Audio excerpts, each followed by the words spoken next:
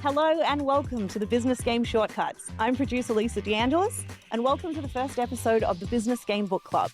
Don't forget to like and subscribe wherever you're listening. Today we're taking a look at the books that have shaped the careers and mindsets of some of our guests and helped them to move the needle on their businesses.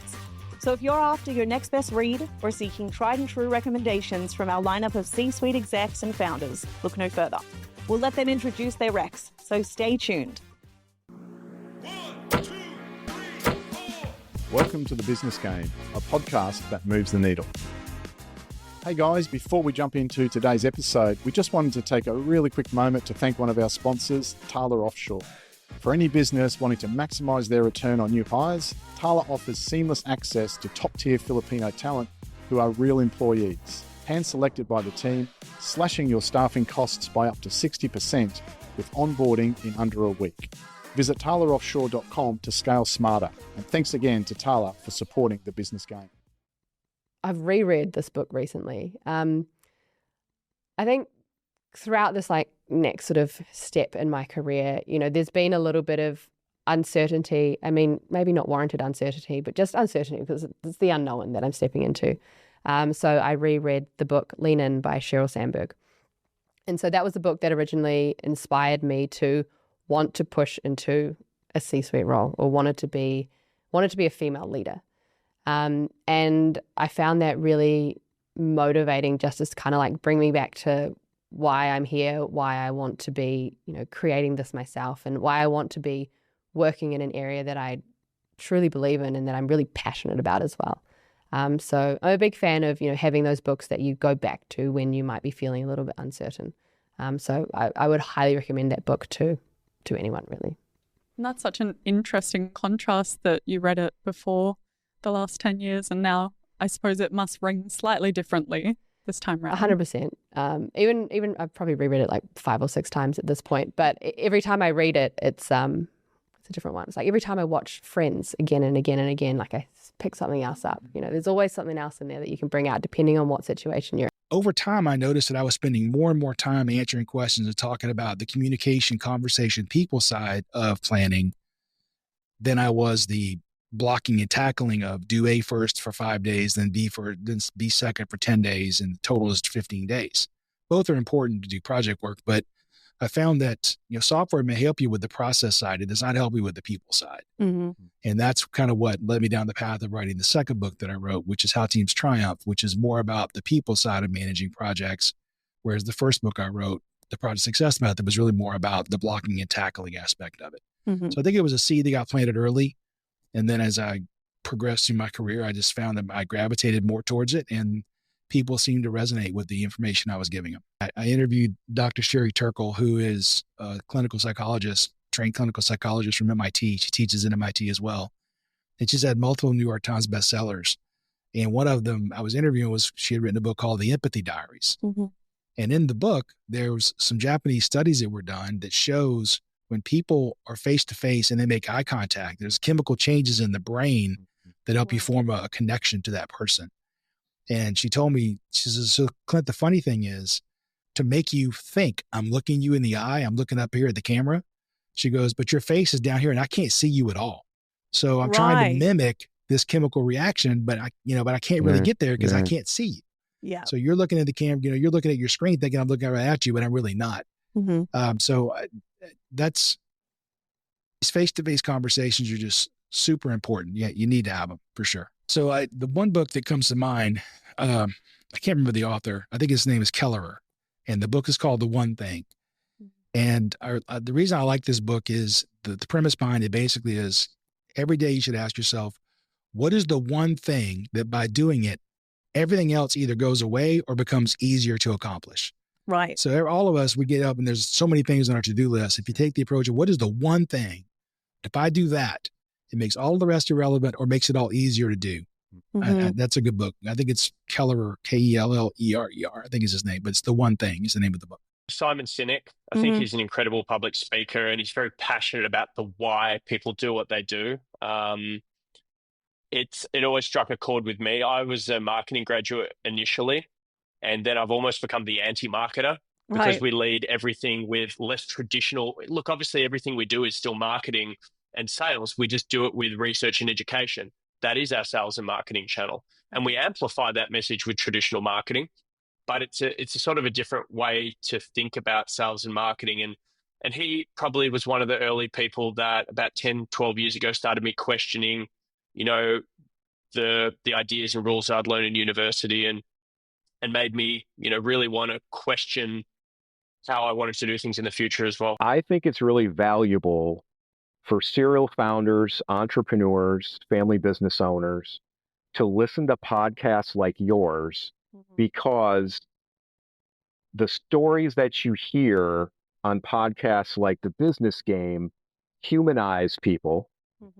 Because I think sometimes we think successful people are overnight successes, and it's not true at all.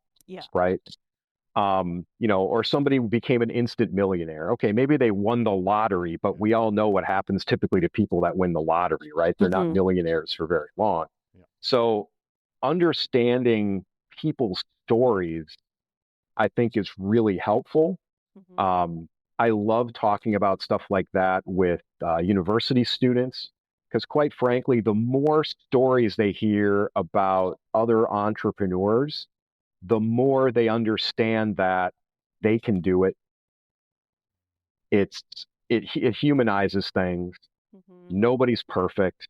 You're going to mess up. You're going to fail at different things. And so I think, with podcasts the way they are today, where you can just pick one up and start listening to it, I think that's really valuable. Books wise, I really kind of like those basics, the Dale Carnegie's.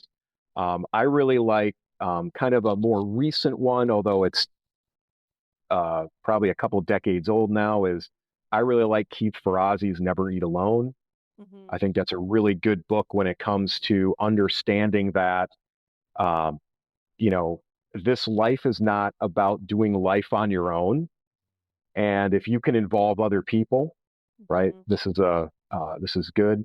Thomas Stanley is somebody who I kind of consider like an academic hero of mine. He wrote a book called Networking with Millionaires. And in that book, it really talked about who millionaires actually are, which are probably your neighbors, not the people on TV. Yep.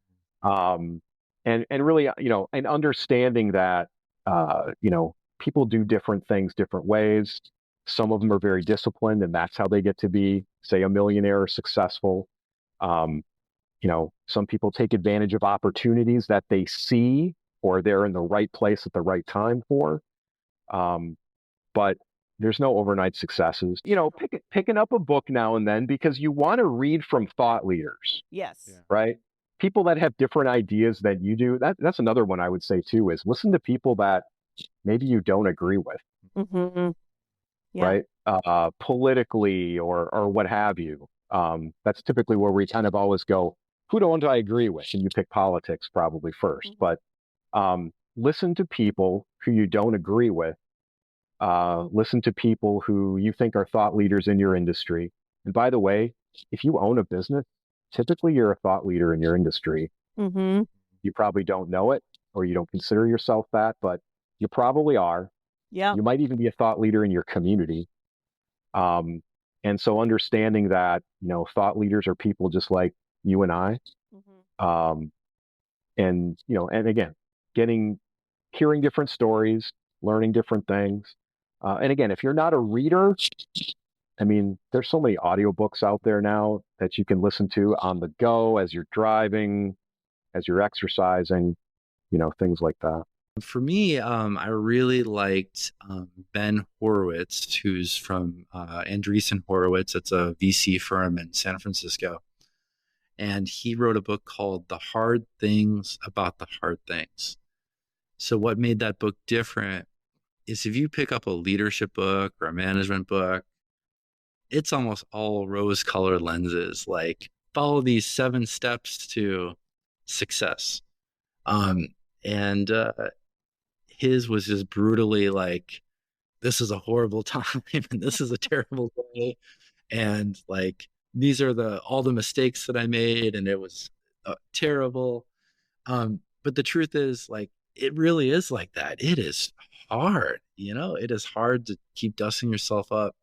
So to read somebody who was incredibly successful just talk about how horribly hard it was and just the brutal honesty and candor of it, it was everything that I needed to read at the time and give me this confidence that like I can get past these challenges and struggles. And finally, for something a little closer to home, our very own Steve Plummer, my co-host, has also written 2 books. And his most recent, The Influential Marketer, is packed with 366 copywriting, marketing, and mindset ideas to skyrocket your results one day at a time. I've read it. I really recommend it if you're looking to communicate more effectively and refine how you show up professionally as well. So if you're ready to dive in, we'll put all of our guest recommendations and mine in the show notes. We'll see you next time on The Business Game. To help support our continued mission to provide free, best-in-class advice from the world's most compelling business leaders, make sure you hit that subscribe button and ring that bell so you never miss an episode. See you next Thursday.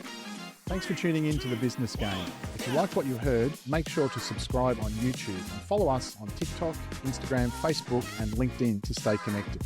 A big thank you to our major sponsor, Thaler Offshore, for powering today's episode.